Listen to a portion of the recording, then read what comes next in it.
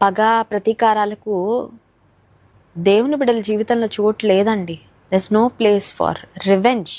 Revenge అనే మాట మన డిక్షనరీలో ఉండడానికి వీలు లేదు.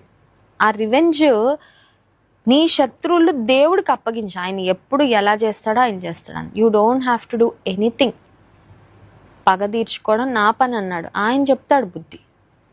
నిర్నిమిత్తంగా నీకు శత్రువులుగా మారారా, నిర్నిమిత్తంగా నీకు హాని చేస్తా ఉన్నారా, నిన్ను ఇబ్బంది పెడతా ఉన్నారా, నిన్ను గురించి చెడ్డ మాటలు ప్రచారం చేస్తా ఉన్నారా, నీ కుటుంబ గౌరవాన్ని మంటగలపాలని ప్రయత్నం చేస్తా ఉన్నారా, నీ నుండి మేలు పొంది నీకు కీడు చేస్తా ఉన్నారా, నీ ముందు నమ్మకస్తులుగా కనబడుతూ వెనక నీకు గోతులు తవ్వుతా ఉన్నారా, ఒక నమ్మక ద్రోహులు నీ చుట్టూ ఉన్నారా, దేవుడు చెప్తాడు బుద్ధి.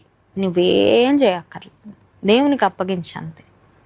కీడును మేలుతో జయించుడి. That's it. నువ్వు మేలు చేయి, నువ్వు సమాధానపరచు.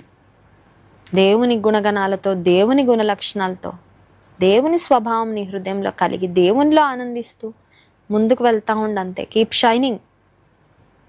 ఎవరికి ఎలా బుద్ధి చెప్పాలో దేవుడు చూసుకుంటాడు. అది మన పని అది కాదండి. వీఆర్